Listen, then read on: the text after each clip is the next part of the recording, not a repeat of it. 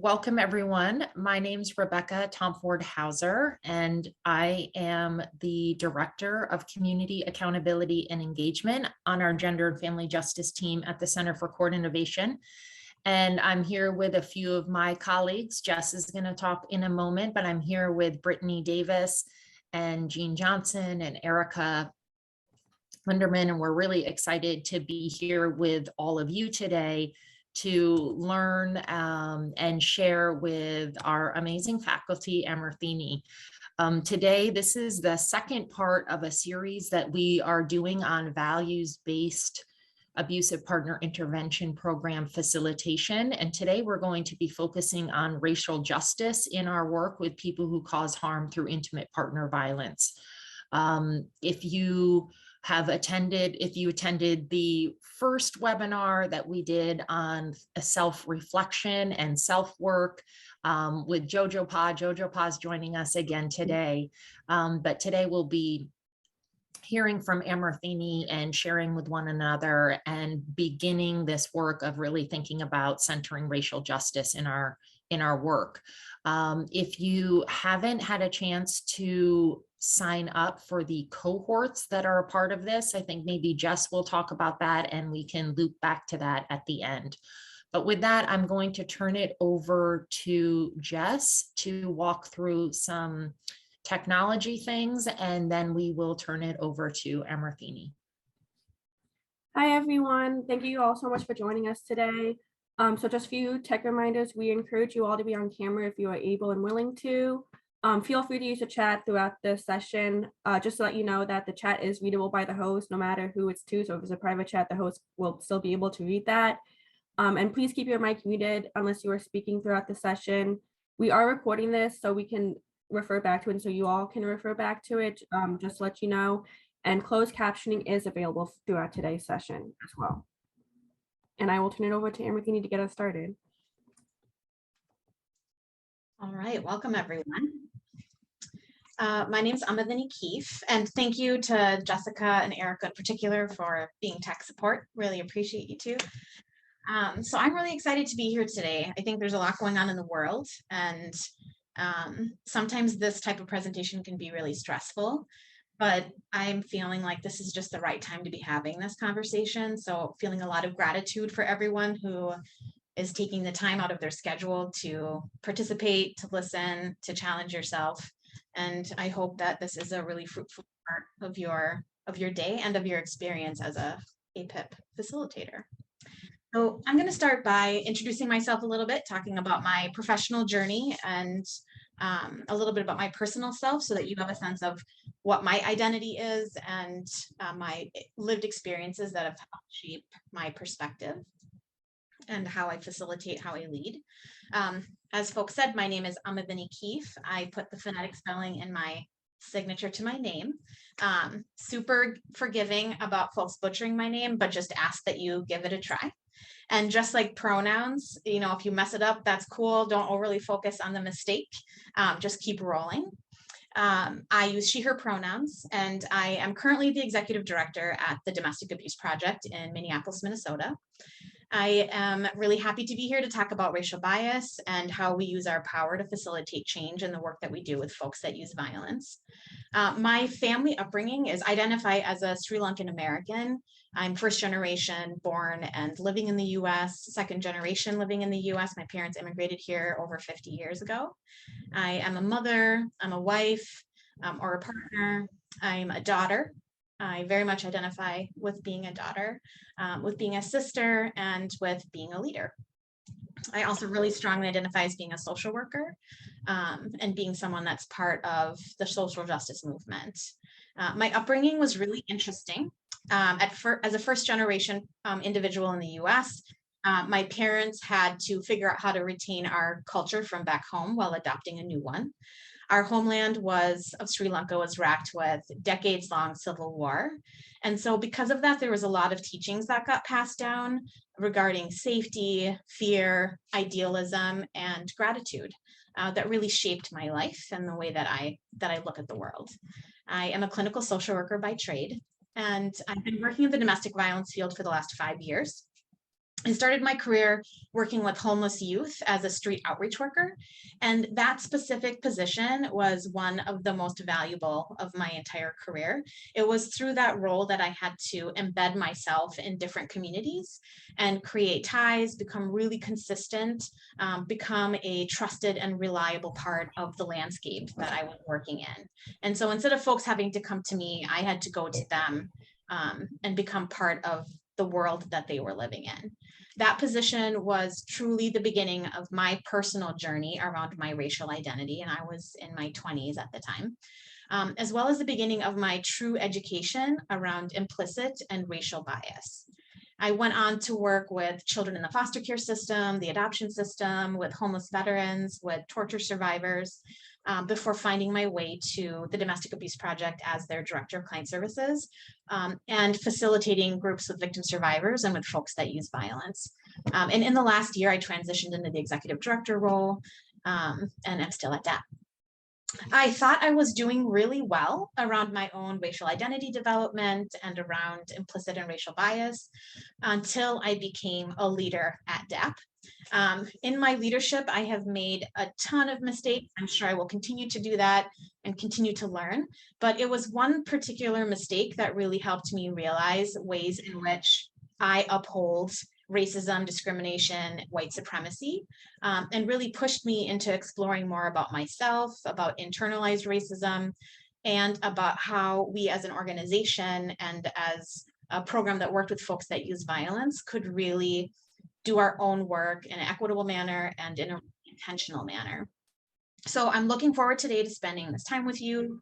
And I hope that the information and the stories that I share today really help foster curiosity for yourself around your own practice and your own lived experiences, and really challenge discomforts that you have in order to create a pathway for you to engage in your own process as a person that facilitates this type of work.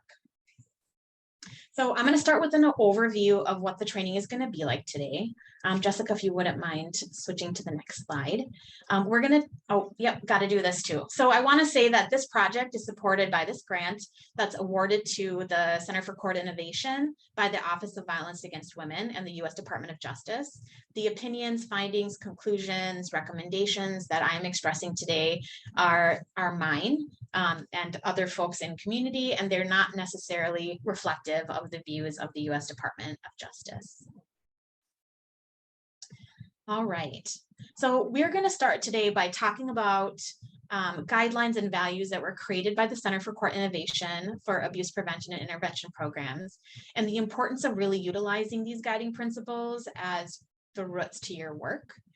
We're going to explore and experience what racial bias can look like, how it comes up for us, and talk about what might come up for you in your work as an APIP facilitator. And we're going to do all of that by walking through some tactics that are really important to consider when you're addressing bias in your work.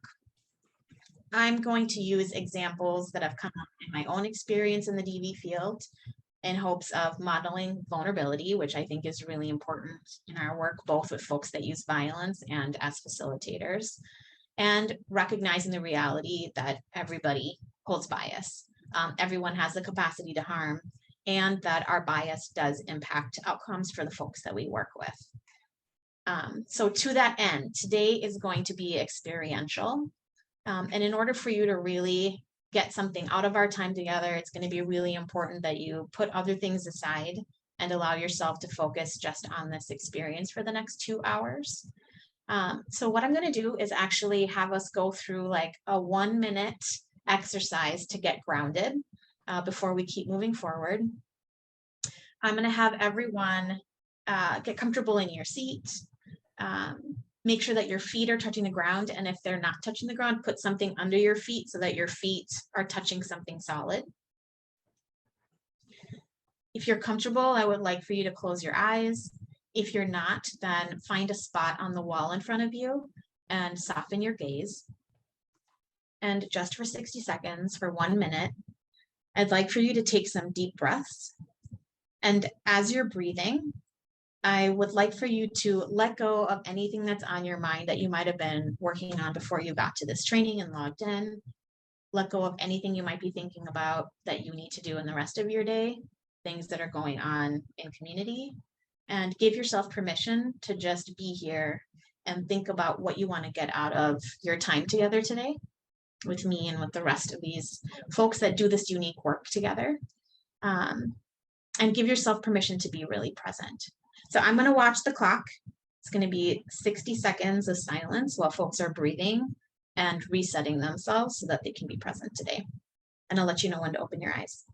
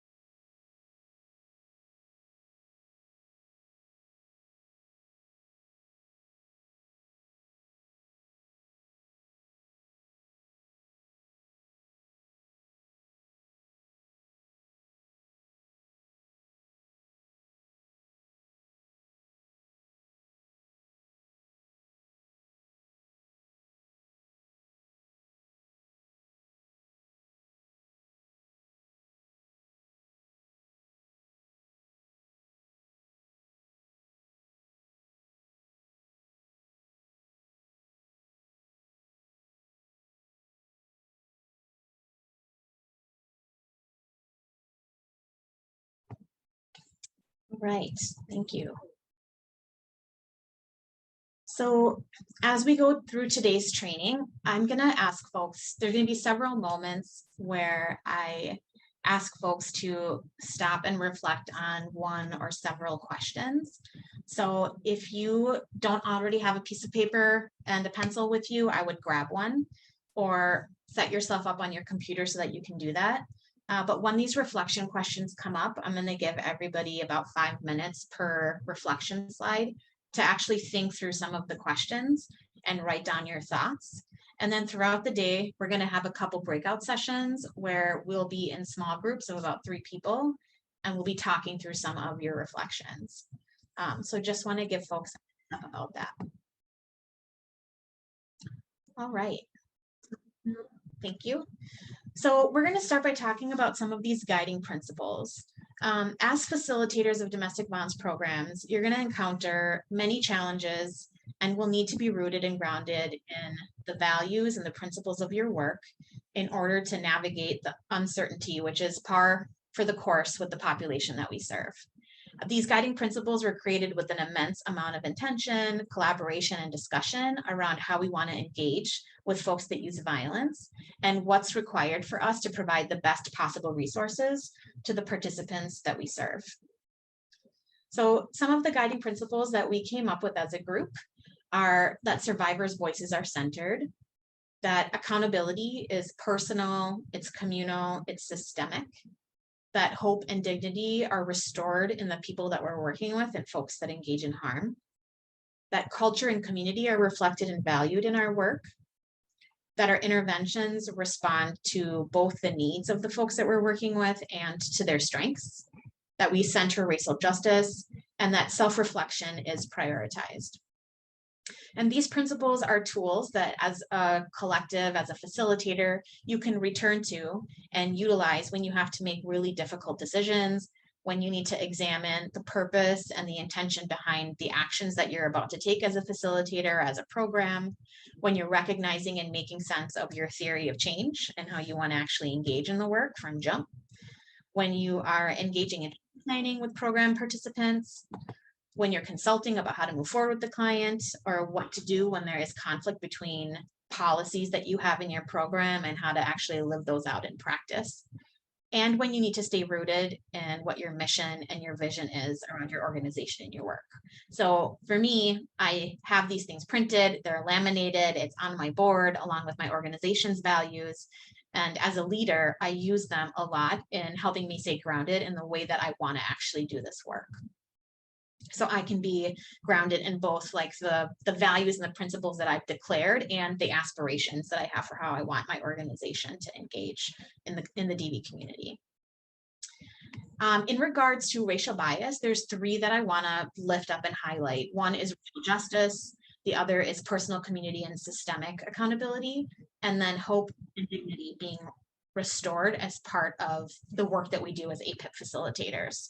In regards to racial justice, I think it's important to remember that DV does not discriminate. It happens across all communities, and that every type of identity can engage or experience domestic violence. Our role as facilitators is to ensure that that service that we're providing is accessible and inclusive. Engaging in racial bias can really limit who we are able to successfully support through programming, and ultimately who's deserving of healing.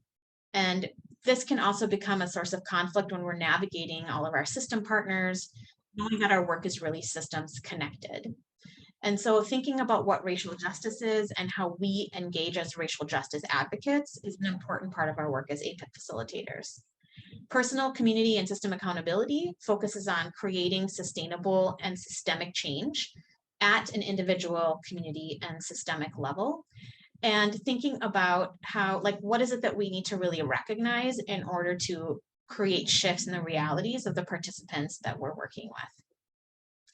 And how can we really address these issues on all those multiple levels? Having a holistic approach and recognizing that individual change is only one type of change is part of what makes the work that we do part of a broader movement for change. And then lastly, looking at hope and dignity. How we do this work and the way that we show up as facilitators, both verbally and non-verbally, physically and emotionally, impacts how our participants see themselves, their capacity for change, their ability to be successful long-term, and their right to safety for themselves and for their families. So it's our role as APIP facilitators to really model what we want to see in community. It encourages authentic participation and investment by our program participants, and it creates that foundation for change that is rooted in our participants' strengths and capacities. And I think as facilitators, it's also a way for us to maintain our own hope around what our participants are capable of and what we're capable of as facilitators. So we have 3 objectives for today. If we want to go to the next slide. The first is to increase our knowledge of how racial bias is internalized through socialization processes that we experience.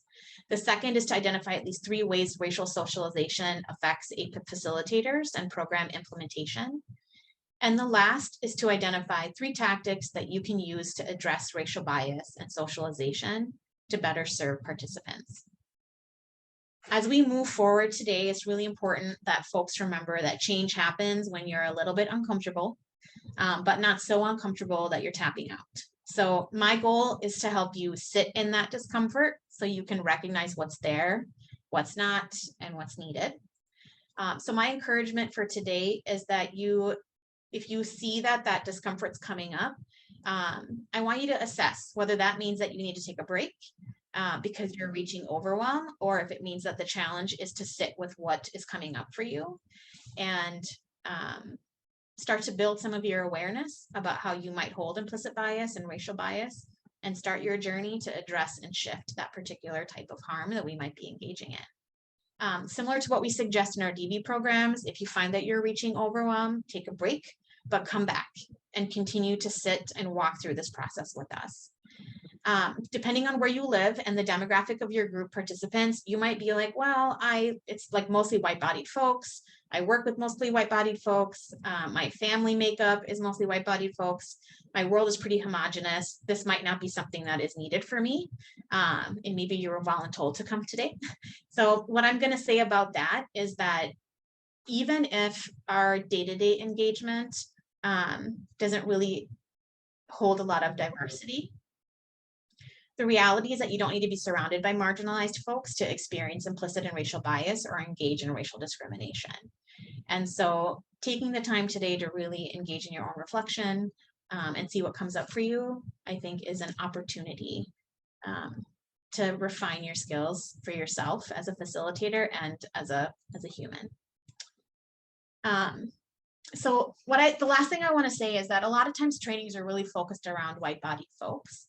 And I want to make sure that folks of color, as I see that there are many folks here today, that this is accessible to you. And I'm using myself as an example. I think there's lots of ways that we are conditioned to uphold white supremacy and to center white-bodied individuals. And as folks of color, we can engage in discrimination and racial bias ourselves. You know, in preparing for today, I was thinking about things, and I went to a soccer game for my kiddo, and one of my elders from my community was there, and I was walking them to their car, and there was 2 games, and it was sunny and wonderful outside. And they said to me, "Don't stay out in the sun too long." And I was like, "Oh, they don't want me to get darker." And so I said to them, "You know, my husband loves my color because your husband is the most important thing in my culture. My babies love my color. I love my color." And they were like, "Okay, but if you were born with this color, it would be okay. But you were born a lighter color. And so you don't need to do all of that to make your skin darker." And I said, "Your colorism is really atrocious right now." And they had no idea what I was talking about. So I was like, "Okay, not today. I'll have energy for you tomorrow."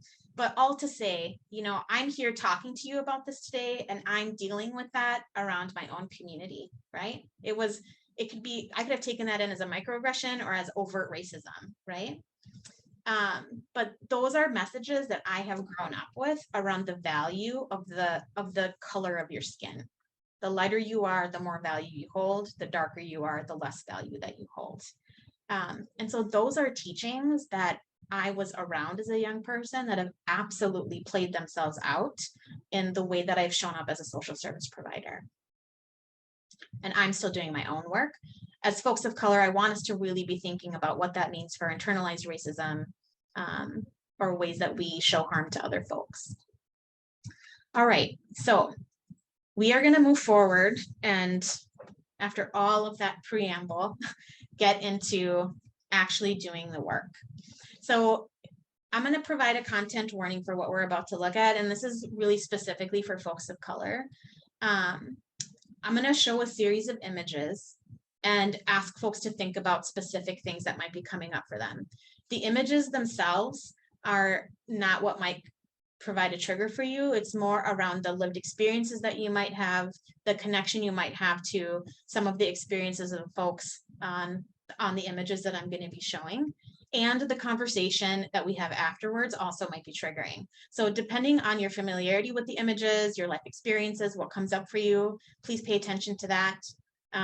Feel free to step away while we're doing this activity as you need to, and participate in a way that feels accessible to you.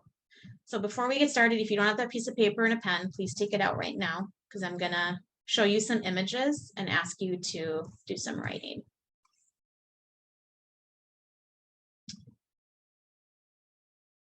All right.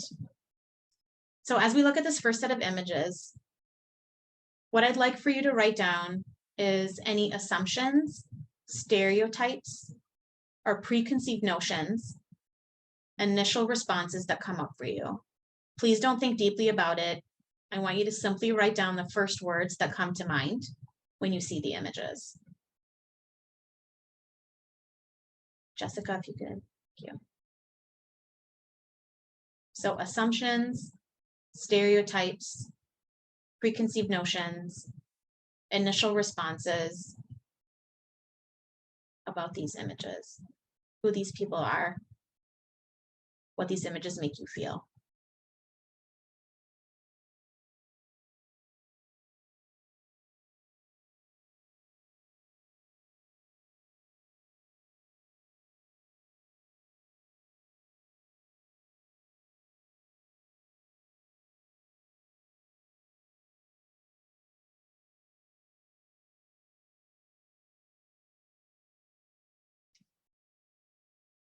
And I'd like you to do the same for the second set of photos. What assumptions, stereotypes, preconceived notions, or initial responses come up for you when looking at this next series of images?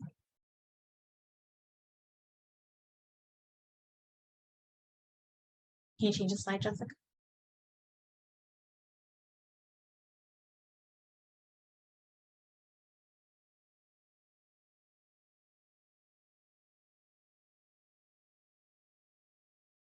So again, don't think deeply about it.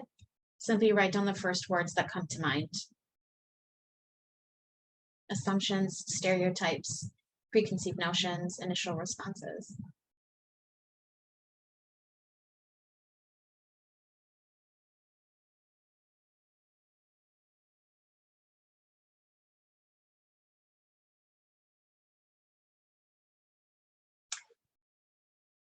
And then finally, for this last photograph, I would like for you to do the same thing. Jessica, if you'll flip the photo. Assumptions, stereotypes, preconceived notions, or initial responses when you're looking at this image. First words that come to mind.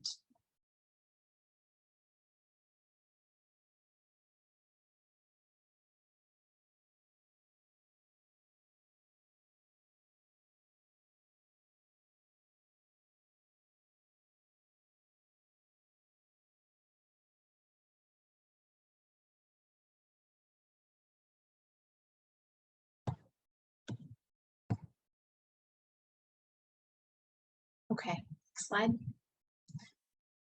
So before we move forward, I want you to take a few minutes and I want you to notice what came up in your body as you were looking at these images and writing down your perspectives. What images popped into your mind? Did you feel more or less in your body? Did you notice if there were tension in specific places or an absence of feeling? Did you hear a particular voice in your reflections? And if so, who was it? Where do you think your perspectives and assumptions are coming from? And what does this tell you about what it feels like for you to talk about race? So we're going to take 5 minutes for you to walk through those questions and then write down your reflections.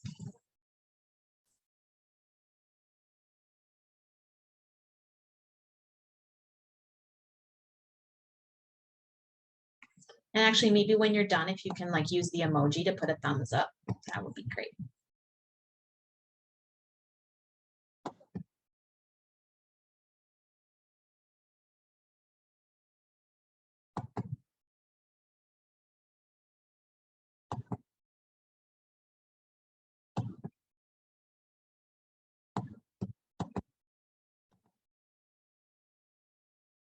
Thank you, Rachel.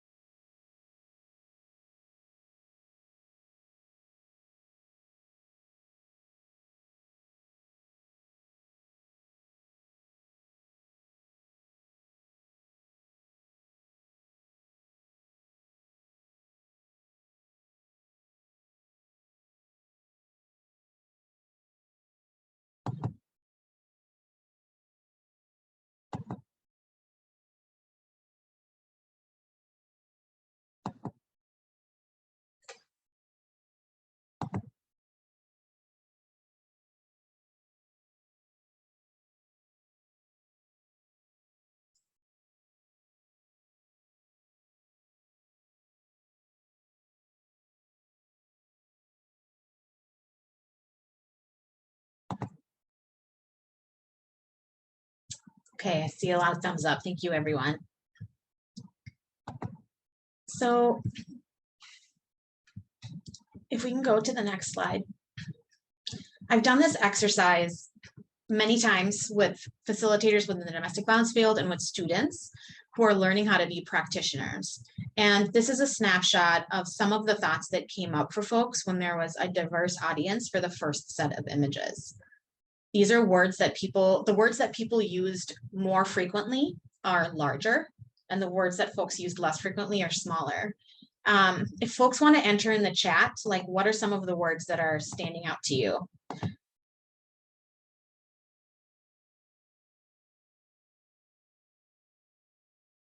Innocent, accomplished, dangerous,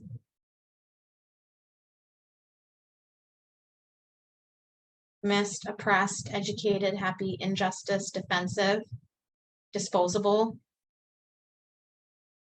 all Black, family, helpless, accomplished, Yeah, I see a mixture of positive and negative assumptions. Suspicious, calm, aggressive, confident, accomplished, alone, tough. Can I ask a question? Sure, Charles. What, in regards to these emotions, in regards to what? I didn't hear the first part of your question. Yeah, so these were words that came up for folks when they were looking at those photos. It was like their initial response. Okay. Yep. And folks were able to, I used something called a Mentimeter. And so folks were able to list out their words, and then any words that were replicated by other folks became larger in the word cloud. So like dangerous, you can see, is one of the largest words, which means Okay. that a lot of people put that word down as one of Okay. their assumptions. Thank you for asking that for clarity. One more. What if you don't see a word up there? Can you still put it in? I didn't actually do that with you guys. But if you want to put your word in there that you came up with, you can definitely put it in the chat. Okay. Thanks, Charles. Mhm. So I do want to highlight that dangerous is the most prominent, despite perceiving folks as in the photos as accomplished, happy, educated community members, right? So folks might have thought about things that were positive, but the most prominent from the collection of people was dangerous. And I also want to note that they identified like the identity of Black men is prominent, and that 2 of the 4 folks were very young. So part of this is not just around safety, but it's also seeing folks as older than they actually are, that being a prominent perspective. And we know that, right? That is an assumption that we hear a lot when it comes to how people reflect on the African-American community in particular. If we look at the second set of photos, if we go to the next slide. Again, when talking with various groups of people, these are some of the thoughts that came up for folks: victims, friendly, happy, hardworking, professional. I want to also say that the context is everyone that responded to these photos were from Minnesota. And so at least one person in the collection of images was familiar to the folks in the audience. Does anybody want to put in the chat who those men are, those individuals, those young people? Oh, okay. Yeah, thank you, LaShawn and Laura, for your comments as well. Yeah, Trayvon Brown or Trayvon Martin, actually. Eric Garner, Michael Brown. And the person from Minnesota is Philandro Castillo. All of these individuals were killed by community members or by police due to a perceived threat. So if we go to the next slide, the reason I'm pointing out these images is because both sets of photos are the same group of people. The images on side A were the most commonly used images on social media and in the news at the time of their death from my search. And the images on side B were also available, but used much less frequently. So if folks want to enter, I'd love to have folks enter in the chat why they think that is. Why do we have 2 sets of images available, but 1 set of images are used more predominantly? And what does this mean about socialization around race for us as a community? While you guys are entering that into the chat, if we go to the next image, this image is of Justine Diamond, or Damond, I might be mispronouncing her name, who is another victim who was killed by a police officer. This is the most frequently used image of her, and the only one that I could find at the time of her death. So all of the people that I showed you are all victims of violence whose death was a result of what a harm doer's perception was around their personal safety and their perception of threat to society. But there's a difference in the images, right? There's a difference in our access to images and what that teaches us, how that influences us, and how that makes us think about other folks that share that same identity and community. So going back to, like, we really absorb information through our family upbringing, through teachings that were passed on from generation to generation, through conversation that happens at the kitchen table, music that we listen to, things that we see in the news, and through content on social media. We are indoctrinated with messaging, whether we recognize it or not, and that really helps shape the way that we see the world. And the simple flip of a photo can absolutely change the perception that you have about a person, about their capacity, and about your own safety. One more example, if we go to the next slide. At the time of Philandro Castile's murder, this was an image that was put out in a news outlet in June of 2017. And it's talking about the police officer's motivation or the drive to use violence during what was meant to be a routine traffic stop. Killer Cop says Philandro Castile's audacity to smoke marijuana in front of a child made him fear for his life. So what we see here is behavior that is common among many people in our community that was affiliated with a threat both to a child and to the officer himself. If we go to the next slide, this is another news outlet image that was put out 2 months later. In this slide, we see that the headline says, marijuana moms say smoking pot makes them better parents. So the comparison to a white-bodied person who also is in the role of caregiver, but instead of it leading to fear, it has the capacity to strengthen and improve your person's parenting capacity, right? And part of the reason I'm showing this is because marijuana is something that comes up a lot when you're working with folks that use violence. Victim survivors have different perspectives about it and what that means for the folks that they're living with, and how they navigate conflict, whether someone gets a probation violation and goes back to prison. So pot comes up a lot in the work that we do. And here's 2 ways that we also take in socialization around what that looks like.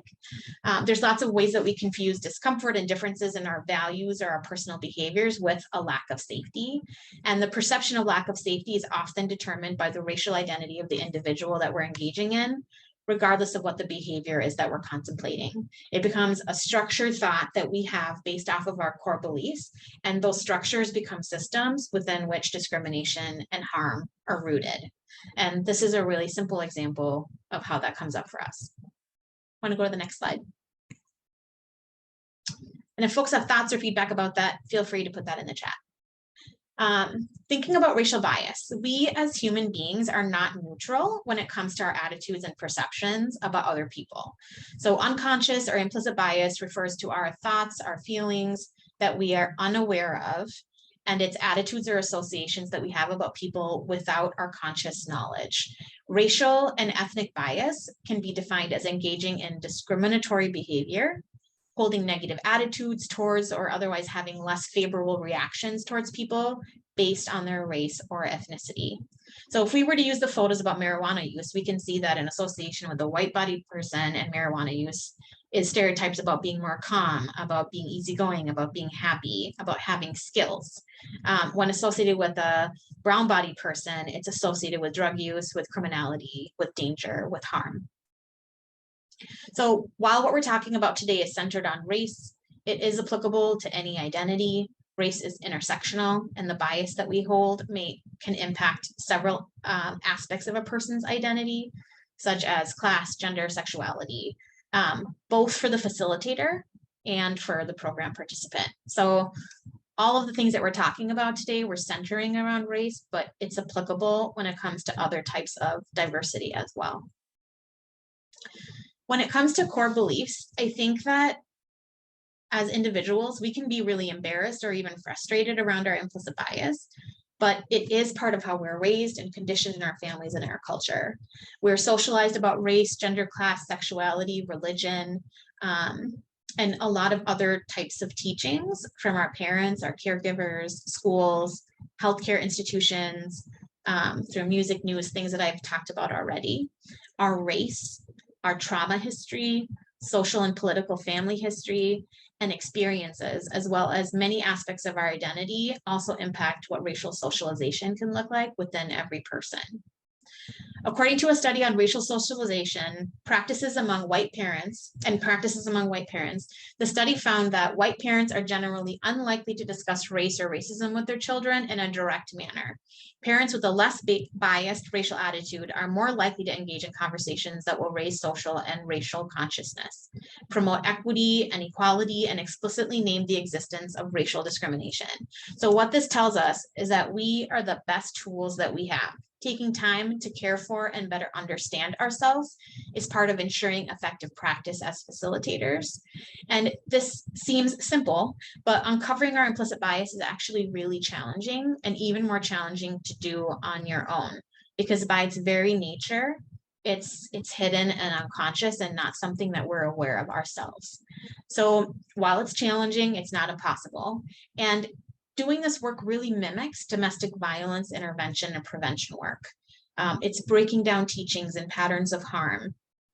It's talking about the responsibility that we have for ourselves as practitioners or as people who are part of a community, who are dedicating our time to help others do the same.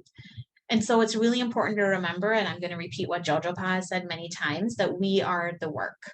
And the way that we do that work is going to influence the way that our participants and our programs are going to do their work. So this next quote is from Daryl Dwayne Sue. Oh, sorry. Thank you. He's a researcher who's dedicated a lifetime of work to look at race and how we talk about it. And he says, while self-change requires becoming a non-racist person, societal change requires becoming an anti-racist one.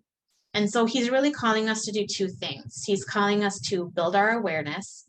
And the second is to do something about that, do something actionable with the insight that you're gaining, so that we're actually moving towards dismantling and deconstructing systems of harm and oppression. And so this is the work that we're calling on everyone to do today in regards to gender-based violence. Dismantling racism is one piece of the work that we have to do that's absolutely tied to DV. So we're going to start going through tactics. And the first one we're going to talk about is recognizing your power as a APIP facilitator. We can go to the next slide. I'd like for folks to start thinking about what some of the ways are that we can begin to dismantle and deconstruct racial bias. This first tactic is really recognizing that as individuals who are doing this work, that we have our own personal power as individual people, as facilitators within our programs. We can sometimes be aware of our bias, but we can be unaware or can choose to be ignorant of how it impacts the families that we serve. We can also get really caught up in whether or not we have the ability to control or change our bias. I know I was in a meeting just last week, and it was a powerful group of people coming together, really thinking about what it means to engage in systems change.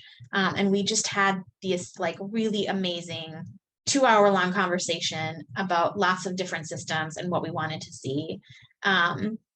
And part of the struggle was that while we were having these really big conversations, folks are really stuck in like, I can only do what I can do. I don't have any control over my environment.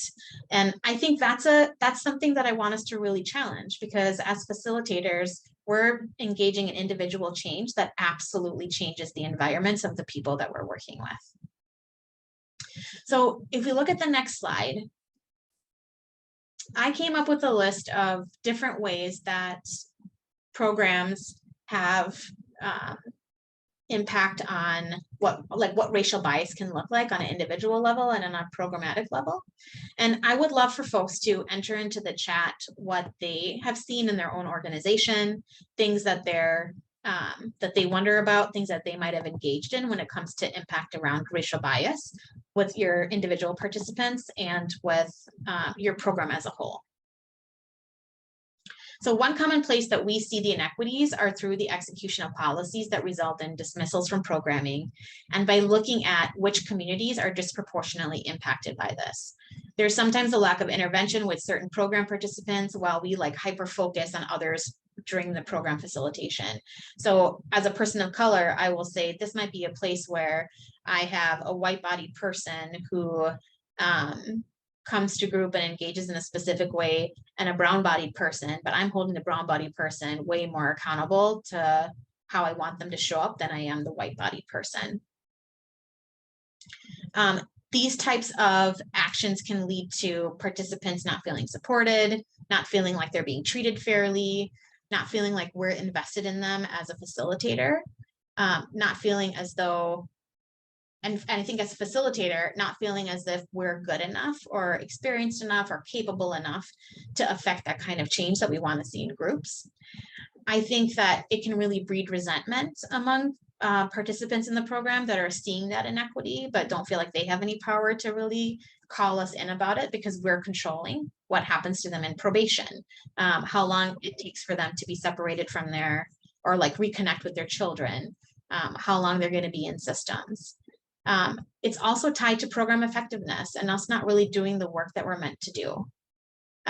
So really thinking about, but how does this really show up? I'd like to say that I think program impacts are easier for us to see because they're connected to our direct experiences as facilitators. We can see them happening in the room with us and we're feeling the impact ourselves. But with participant impacts, the outcomes aren't necessarily something that we have to pay attention to, but it's really where I think our power as APIP facilitators are truly felt. And so what that looks like is individuals can experience incarceration or prolonged probation because they have to go back and restart programming or go to another organization because they're not meeting their completion deadlines for court. Dismissals or other types of violations of program policy can lead to technical violations that we talked about and subsequent incarceration. A lack of awareness or willingness to engage with participants as a result of our racial bias also means that participants distrust the intervention program. And that distrust can lead to a lack of engagement, right? So they're still showing up, but they're not doing the work that we're expecting them to do. And that leads to a lack of effectiveness as a program and for that group's not getting that mutual aid that we're really trying to foster as an organization. It can also lead to reinforcing aspects of internalized depression or a sense of this badness or shame, which is absolutely one of the core things that we're trying to deconstruct as facilitators, that participant's already carrying with them. And that's a big part of the focus that we have as facilitators. In programs, we can often see a subset of participants who have been through many programs and we are their last option. So dismissal from our program can mean a lack of access to DB resources and services. This can result again in incarceration, or it can result in not actually getting support, information or guidance that they need around how to address domestic violence in their life. And ultimately, that's a lack of support for survivors that we really want to be able to center in our work. A return to the use of violence and a lack of safety for victims and for participants themselves is ultimately what we're fighting against and something that we can actually end up recreating.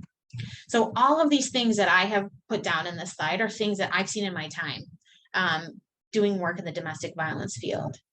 I think as a leader, really thinking about prison sentences and the impact on children, the participant and the victim survivor has been a really powerful tool to foster change organizationally.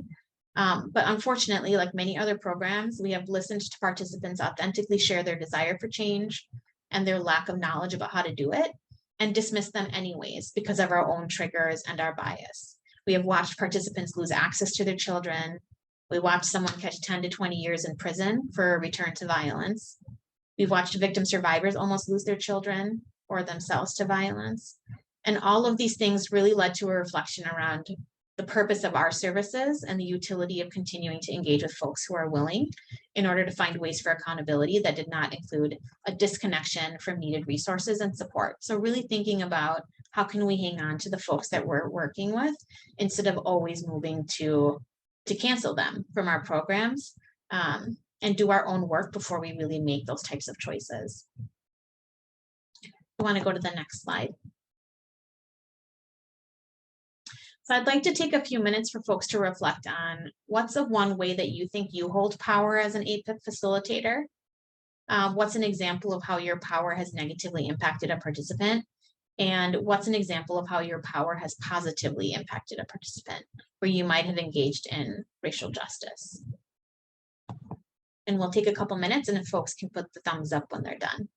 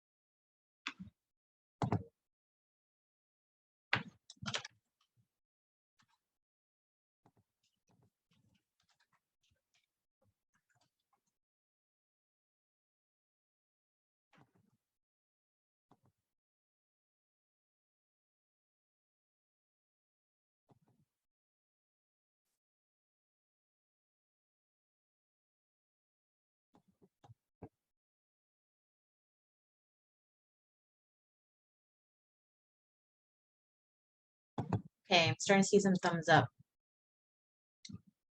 We can go to the next slide. So tactic number 2 is recognizing your capacity for change.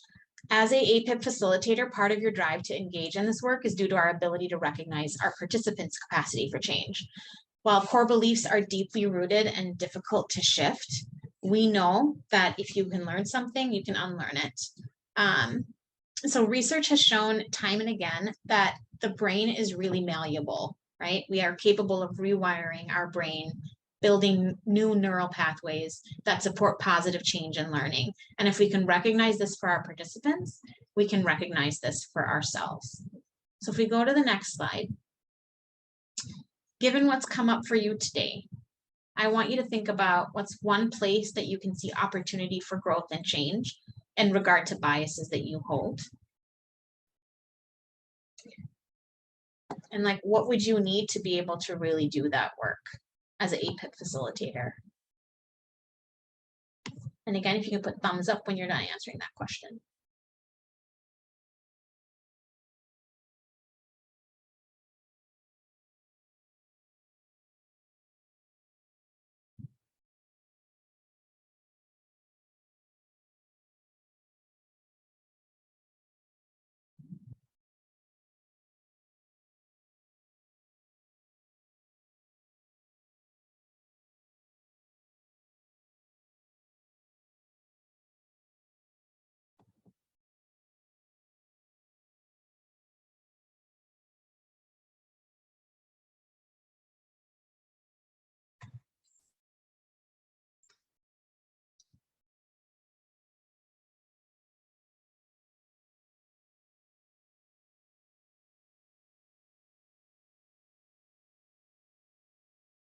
The peace sign, Paul.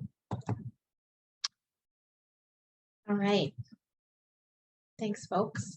Go on to the next slide. Tactic number 3 is breaking stereotypes. So stereotypes, as we could see through those images, are really powerful entities that really empower or disempower entire groups of people. Stereotypes are also rooted in various forms of harm, be it stereotypes about gender, about masculinity, about the use of violence, or about race. And we understand that our identity and that of others, based off of what we think are norms and expectations about ourselves, our environment, and other people, that's how we really understand ourselves, who we are and who other people are. So breaking down stereotypes and looking for discrepancies in what we think we know, can support shifts in our bias. In APIP programming, we do this by modeling healthy relationships between facilitators, having healthy and positive male and female facilitators or folks across the gender spectrum, model healthy communication and partnership to show participants a different perspective about what is typical or what is possible in the relationships that they have in their personal lives. We break down stereotypes about what we expect from folks who have had the capacity to harm by humanizing harm doers and recognizing their strengths, their talents, their history, and the resilience and value that they have as people and that they're bringing into our APIP groups as a way to offset the idea that once you have harmed, you no longer have or are worthy of receiving care, worthy of receiving forgiveness, or of being a healthy person.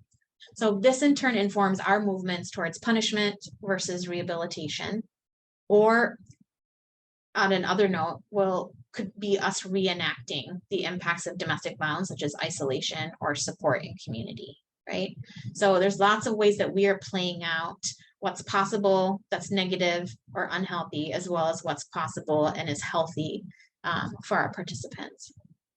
So if we go to the next set of reflection questions, I want you to take a moment to reflect on stereotypes that you might be holding or have been taught to you that could impact your work with participants who do not share your identity.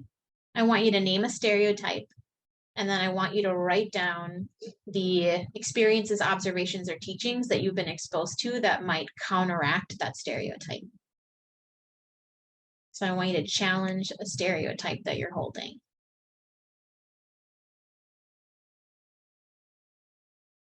And again, when you're done, if you can put thumbs up in the chat.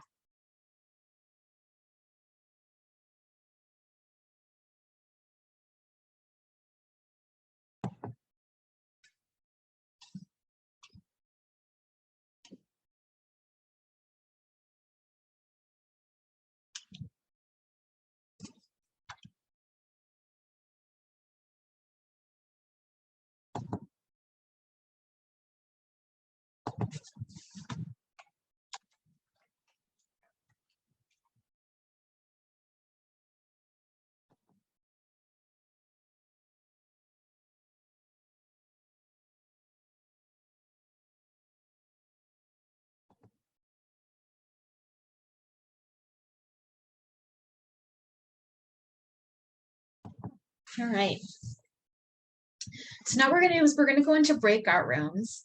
And we're going to go into breakout rooms for, I am really sorry, I'm switching this up just because of time, but we're going to go into breakout rooms for 10 minutes. You'll be in groups of about 3 people. And in the breakout rooms, I'm going to ask folks to introduce themselves. And don't go into all of your stuff because it's a way that we avoid actually having conversation. So just say your name and what state you're in. And then the questions that we're going to ask you to think about is where your perspectives and assumptions come from and what types of teachings you've been exposed to that you're noticing might impact the way that you hold bias. And we're going to take 10 minutes for you all to share that with your group. So welcome back. Thank you for taking that time. Before I jump into the next tactic, I just want to point out something just to lift it into our consciousness. And it's always fun to talk about this stuff and bring it into the moment as we would do as APIP facilitators. But as we were going into breakout rooms, man, folks are dropping like flies, right? And part of that is going into a breakout room and having to actually answer questions around your own experience is, it pushes us to be vulnerable, and it really can kick up our shame around what our truth is. And I want to challenge us. I just want to note that as like a thing that happens. Our participants do it, we do it, right? And if that comes up for you as we keep moving through, you know, people might have to bounce for different reasons, so we're not going to judge. But if you start to feel the need to do that, really think about like how can you move through that, and maybe that's what you talk about in your breakout room, you know, that you have the urge to do that, and talk about the difficulty of having to be vulnerable with a stranger, and talk about like a deep dark truth, which is also mirrors what we do in our work, right? We ask folks to come together with a group of strangers and develop the capacity to support each other, to be vulnerable, to talk about things that incite shame, and we demand it of them. It's a requirement for most of the folks that come to us. And so what would it be like for us to think about this as a requirement as well? So as you keep doing this work, you're gonna feel that urge to flee. And I want you to just really keep thinking about how can you stay rooted in the aspiration that you have to keep moving into action. And I'm really glad. Yes, we do ask people to expose themselves all the time. Thank you, Chris. And it can be super helpful to go into these breakout rooms and have that connection with other people that are all trying to do the same work. So thank you all for hanging in. And really, I don't want shame for folks that left. I just wanted to point out that that's a real response that we can have.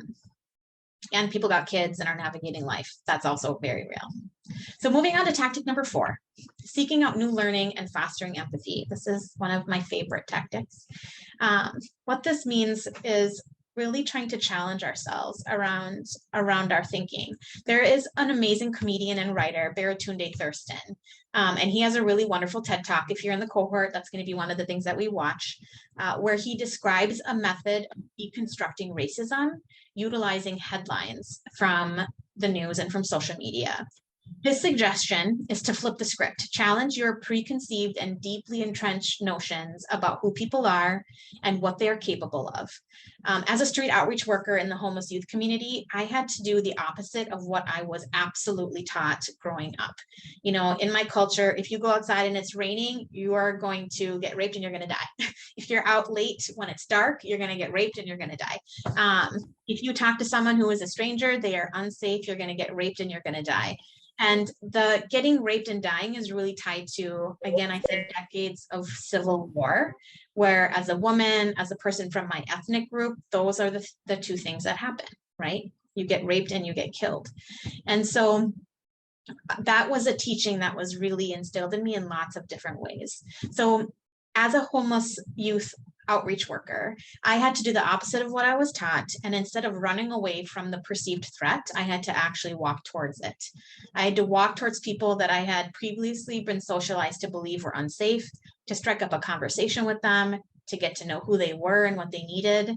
I had to attempt to put myself in their situation to better understand their struggles and build enough trust and respect that I could then ask them to walk alongside me in order to connect them to a resource that would really help them thrive, and do that in a way that felt safe for them, right?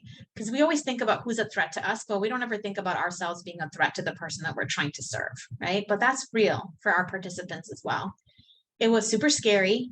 I was like, my parents are gonna be the ones that, kill me because I'm doing the opposite of what they have totally taught me to do. There was a lot of guilt around it because they sacrificed a lot for me to come here, and then I was disobeying them. And it was super uncomfortable until it wasn't uncomfortable anymore. So taking on another person's perspective can really reduce our bias against marginalized groups and foster empathy. And again, this is an integral part of APIP facilitation and change. An example of how this can play out in programming is working with folks who are hard to get to know. I had once had a client who was referred to me from our APIP program after he almost completed group therapy, but was at risk of dismissal because of a perceived sense of threat and a lack of safety that was felt by the facilitator, and it was reflected by the group. The participant presented as quiet, as rigid, and he really struggled with feedback. He was described as disagreeable and unwilling to engage, despite repeated statements by the participant about his willingness to participate and follow the instructions of the facilitator. He was large in stature, he had a really dark complexion, and he kind of had a brooding nature. He was often perceived to be a person who instilled fear, despite never having said anything in group. So his simple presence instilled fear in a lot of people. His use of violence was also really significant. It was really decisive, and it was a clear risk to the safety of the victim in the situation. And so I ended up taking him on as an individual client because I didn't want him to be dismissed from programming, because he was telling us, despite all these things, that he really wanted to participate. And he was also really close to finishing. And I noticed a pattern of folks being really close to finishing, and right before they're done, that's when there's a policy violation and they have to start all over again or have a huge consequence.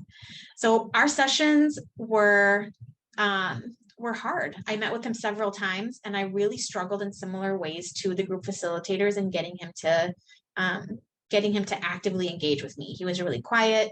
I felt like I had to do a lot of work in the session to get him to engage. He was unwilling to talk about his history. He only wanted to focus on the present and the future. And only the specific incident that brought him to the program, he wasn't willing to build out any context around it. So I ended up consulting with a colleague who checked me on my bias tied to this participant's race, as well as to my preconceived notions about what our sessions were supposed to look like to be effective, right? We have these rote ways that we think if you do X, Y, and Z, then it's going to lead to a result, and that's the only way to do it. So instead of, like really struggling and kicking him out, it really helped me recognize that there was a lack of trust going on, and therefore a lack of investment in relationships with his groups and now with me. So instead of continuing to push the curriculum and wanting him to really follow this process, I went to the next session and I asked him to tell me about himself. And while there are lots of aspects of himself that he wasn't willing to share, I asked him to disclose what he was cool sharing with me. And what he talked to me about is what he studied at school, and that he had an affinity for the arts and for music in particular, and that he really liked basketball. So I asked him to take some note of something that spoke to him that following week, and that we would discuss that as part of our check-in. So what I asked him to take note of, is I asked him to, as he was listening to music that week, if there was a song that came on that really spoke to him, I asked him to send that to me, so that I could listen to the song, and then we could talk about what came up for him that week and why it was speaking to him. And that would be part of our check-in. So we're still going to do all the other stuff because we got to focus on DV. We're going to find ways to talk about that, but I want to incorporate a piece of you in our check-in. And the result of that one shift was absolutely amazing and opened up this inner world around his identity and what he was navigating on a day-to-day basis that led to him talking more about his childhood trauma, his identity formation, key experiences that really led to shifts in his personality and the way that he was presenting as disengaged and disagreeable that were responses to violence that he experienced himself. And surprisingly, and in contradiction to what I thought I perceived about him, was a desire to be seen. You know, when someone presents that way, we feel like they don't really care. They don't want us to get to know them, but he actually really wanted someone to know him. He successfully completed programming and left with an openness for mental health services to further discuss all the things that, you know, we had just started to talk about, because like all APIP programs, right when the work's getting good and someone's ready to do the work, it's done. But he left with openness to continue to do that work with someone. And everything that had been off limits for 6 months was something that he was willing to start talking about. So what was most helpful for me in this case was that feedback, that reflection that I received from my colleague, which was a reflection of empathy for this person and an understanding that there might be lots of reasons why folks don't trust. And that I shouldn't assume that trust is something that I get to receive as a facilitator, that it's also something I have to earn, and that my bias, both about his identity and my role in his life, were fixed truths that I needed to be checked on. So if we're not aware of our bias or judgments about people, we can miss what individuals are telling us about themselves, and we run the risk of making inaccurate assessments. My racial bias and my personal motivations to feel effective, which is really important to me, inhibited my ability to be flexible and creative in order to create that safe space for change that actually served both my clients' goals and my own personal goals. The challenge is to acknowledge what bias, explicit or implicit, are present so that we can make those informed decisions and support participants for who they are, not who we think they are, right? And so I needed to be really open to that. So if we go to the next slide, I want you to take a moment to think about a time where you made an assumption about someone's identity specifically due to race. What did you think about them and why? And what either helped you see that person differently or would have helped you see that person differently in the moment? Do you have anyone that you're working with right now that comes to mind? And can you think of what you might want to do differently to be able to really challenge your perspective? So again, if you can just put a thumbs up in the chat when you're done.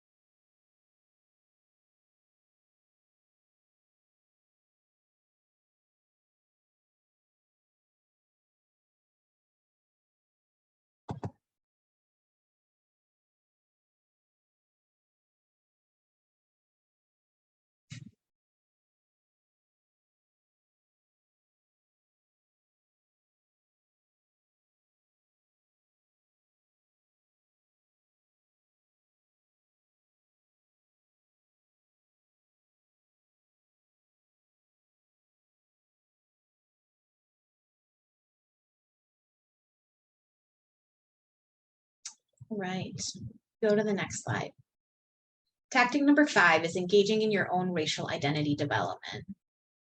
It's important to be honest and vulnerable with yourself and your first thoughts, because that is how we start to become aware of what our implicit bias is in particular situations and with particular people we're working with. If we override our gut response or push them aside because we know it may not look good or professional, or because it goes against our declared values or beliefs, right? The things that we're telling everyone is important to us, then we are not going to learn what we need to learn about ourselves and how we see the world. This in turn has a negative impact on the service that we give to the people in our programs. Studies have found that the level of white racial identity awareness can predict an individual's engagement with and adoption of racist ideology. The less aware white individuals are of their racial identity, the more likely you might be able to exhibit increased levels of racism, deny the racial reality of people of color, or to declare a colorblind approach to how you engage with folks across difference, which we know is not real. If that's new, now you know. Less aware white individuals find conversations about race uncomfortable, anxiety-provoking, and threatening. And it's all because it brings up a lot of uncomfortable, shameful feelings for us inside. Janet Helms is a researcher who identified a process for white-bodied folks to move through stages of racial identity. And since this time, other researchers have also come up with similar frameworks for folks of color. As people, we can move through stages of identity development in a very methodical manner. And for others of us, we might cycle through various stages depending on what's going on in our social and political environments. I think specifically as folks of color, with everything that's been going on in the community, moving through it cyclically, I think is more or less what's happening to us. As an example, the last 2 years have resulted in another period of racial awakening and awareness across various ethnic groups, resulting in a desire for folks to really stick to their own ethnic communities, or a desire to reach across difference and learn more, both of which are stages in racial identity development frameworks. So I would suggest really learning more about Helms' stages of white identity development, and as a person of color, looking at other racial identity development structures depending on your specific ethnicity, because there's some really good ones out there that are specific to different ethnic groups. So that you can really further explore and understand what might be coming up for you and where you might be in relation to your own identity development and in regards to your facilitation and your desire to reach across difference versus stick to your own ethnic group.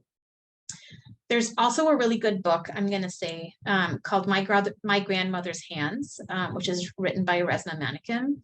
And it has some good chapters around what racial trauma exists for white-bodied folks as well as for folks of color, and really understanding what the history of trauma and the history of violence looks like in your own ethnic communities, which all of us have, is another really important part of really understanding your racial identity. So if we go to the next slide, I want you to take a moment and think about what your connection is to your own racial and ethnic community right now. What comes up for you when you think about race or anticipate talking about it? And how are you feeling right now as compared to when you started this webinar? So let's take a couple minutes, and if folks can put the thumbs up when they're done.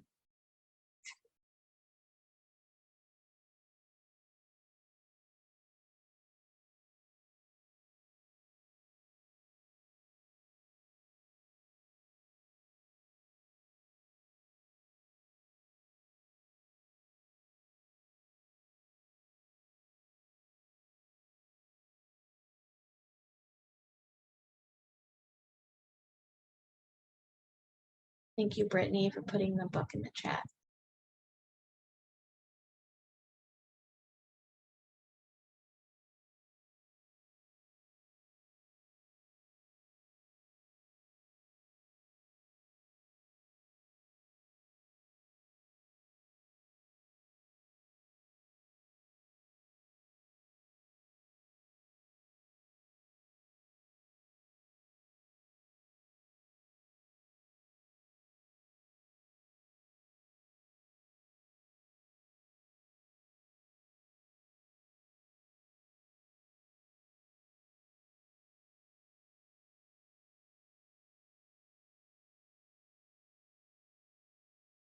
Okay. So one last thing I'll say, I'm a big fan of Resmaa's work. He's really unapologetic in the way that he talks, but something about his book, which I would really recommend, and actually I would recommend the audiobook because he walks you through a lot of reflective exercises, and you get to have somebody walk you through it instead of having to read it and put the book down. But he really helps folks think about how they're holding the concept of race in their body and how they're holding racial trauma in their body and how to move through that as a white-bodied person and as a person of color. If we go through the next slide, tactic number 6 is a commitment to change as an APIP program.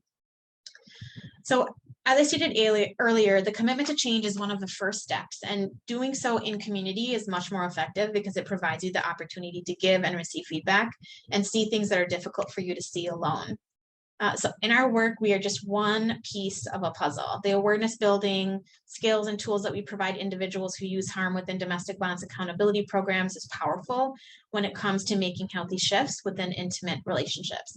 However, we also know that it's important to think about the environments our participants are returning to, who is part of their social environment, the availability of support networks, and various stressors that might impact or increase the risk of use of violence in their relationships. Studies have also shown that engaging in domestic violence intervention programming is best done in a group due to mutual aid, modeling and practicing, and supporting opportunities for accountability and innovation that are present when working with a collective. So as a domestic violence accountability program, change around and about bias, I believe, should also be done as an individual and as a collective. It's through a commitment to change as a DV accountability and bias program that we can also start to look at structures within our programs that are rooted in bias. As an organization, it can be important to look at program policies and procedures to see who ends up having more access to programming, who lasts longer, and who has the opportunity to successfully complete programs. Programs can explore what topics are covered, what we deem as important in relation to healing and rehabilitation, and how we engage or allow our team members to facilitate programming, as a few structures that can really lead to systems of oppression if we don't review them and really evaluate them really regularly. So I always joke with my team that one of the things I would truly love to do is look at dismissal rates by race for each facilitator, right? To see if they have patterns around who they end up dismissing and who they don't. Folks get real freaked out about that when I talk about it, right? Because you'd be able to see patterns for ourselves. But I want my team to be engaging in that reflection themselves and creating safety as a program so that they can call each other in and really help each other break through those patterns of oppression that we can regularly engage in. It can also be powerful to take on personal change and reflection processes as an organization. In my case at DAP, we decided to do a training on bias, on conditioning and rehabilitation, and began this process of completing a model called Recovering from White Conditioning and White Supremacy several years ago. This is a model that is a 12-week model that mimics AA and NA groups, but it's really focused on addressing racial socialization that's rooted in white supremacy and engaging in reflection and sharing that is accountability based. It's an imperfect model, and it's not the only model out there, but it was a place for us to start as an organization. Our organization took the step to institutionalize this value of reflection and actionable change with the goal of working towards being anti-racist and anti-oppressive in our practices. And so to that end, we've done this 12-step model every year for the past 4 years, and it's a requirement of all of our interns, our team members, our leaders within the organization. We have a white accountability group so that our team members are able to walk through these steps and continue having conversations about what they're noticing within themselves, within the organization, and within the community that really upholds and perpetuates racism, discrimination, and white supremacy. We've incorporated race equity work and reflection into our performance evaluation processes. We've committed financial resources and time so that our team members value and understand that racial identity development, racial socialization, and dismantling racial bias is part of their work and part of their skill development as APIP facilitators. So really thinking about, like, what does this mean to really institutionalize these concepts as a program, as an organization? If we go to the next slide, and if folks have examples of how they're currently doing that at their organizations or what they want to see, please feel free to enter that in the chat. For this next reflection, I want you to think about what's one way that you could attempt to integrate reflection around your own racial identity, racial socialization, and reflection around racial bias within your work and your development as a facilitator. And if this is part of your organization's values, what has been the most effective and useful for you? And I would love for folks to enter their responses into the chat if they're comfortable, just because it might be helpful for other folks to hear what folks are up to.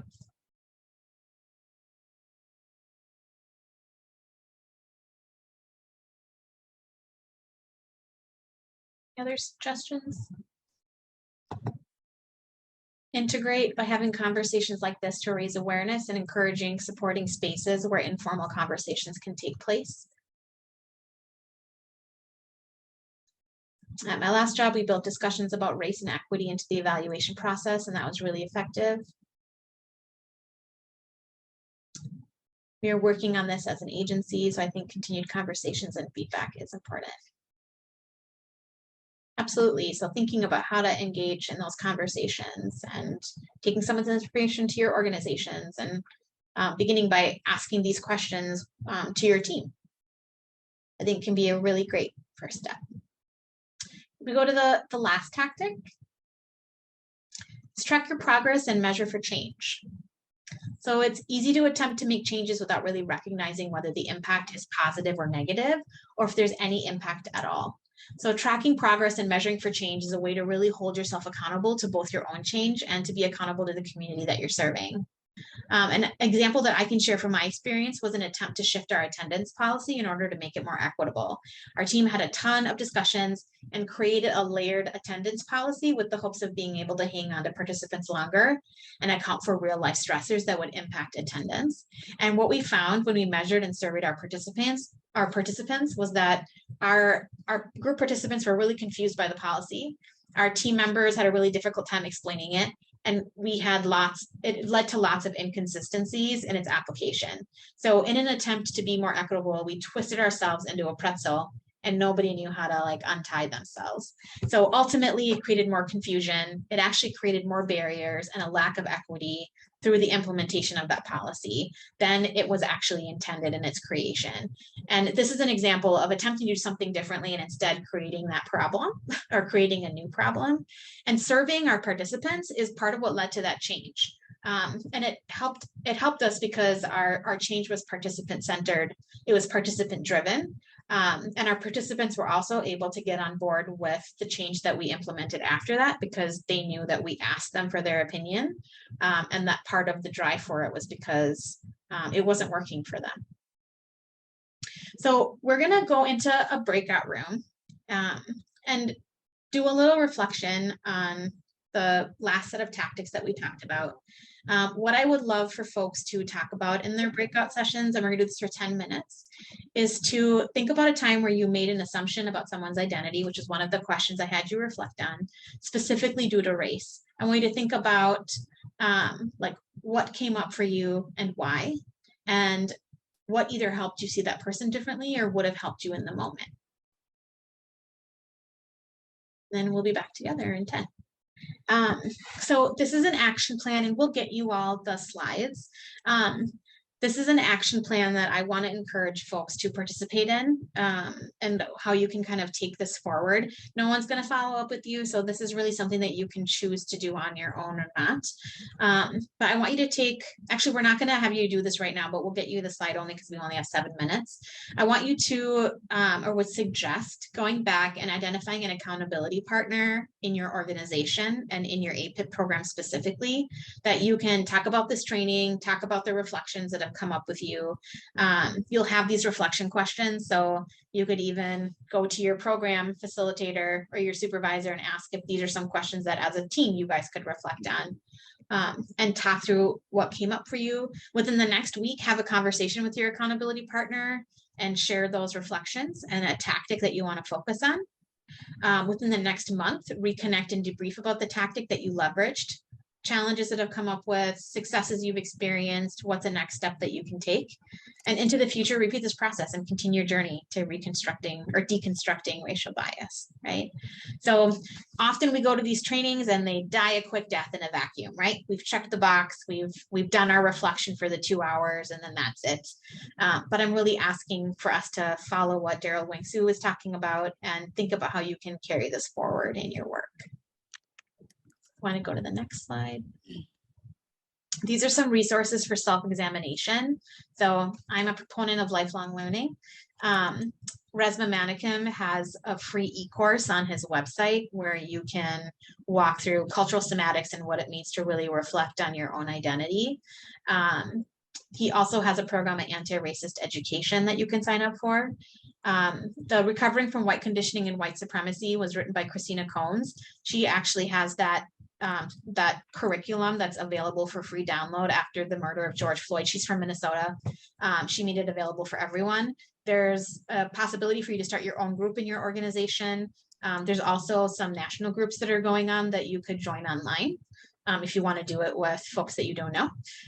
So that's an option to check out. Sandra Kim has a Healing from Internalized Whiteness e-course.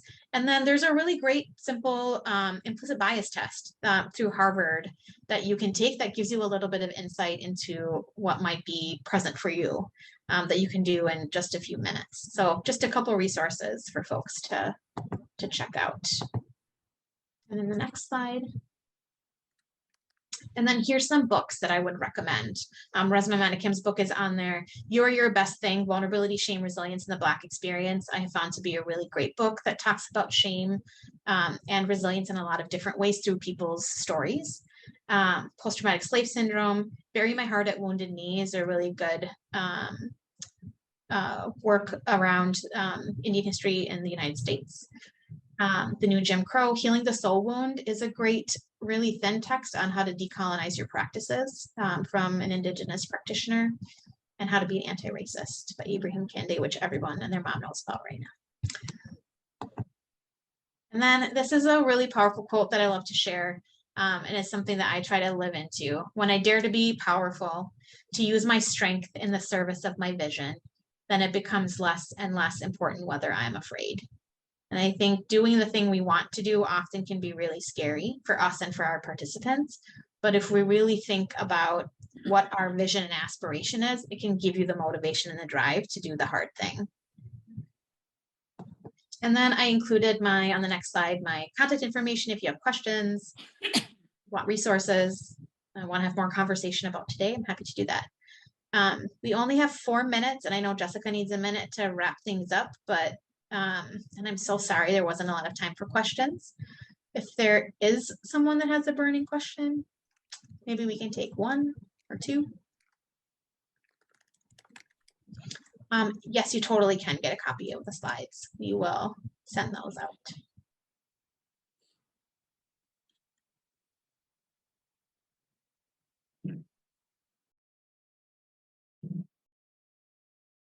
No questions, huh?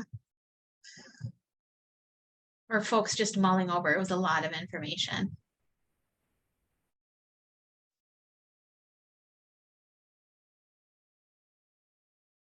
All right. Well, if folks do, if something comes up later when you have more capacity, please don't hesitate to reach out. I'll turn it over to Jessica.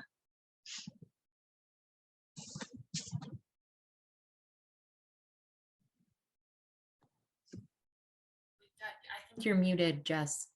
I want to let everyone know that we will send out the presentation, any other resources that were mentioned throughout the webinar, and the recording of this webinar, so you can look back to it and reflect as well. I'm going to put in the chat a quick survey that you can take after today's webinar. I would appreciate if you fill it out honestly. And once again, just thank you, Amirthini, and thank you to everyone for participating today. Thank you all. Have a good rest of your day.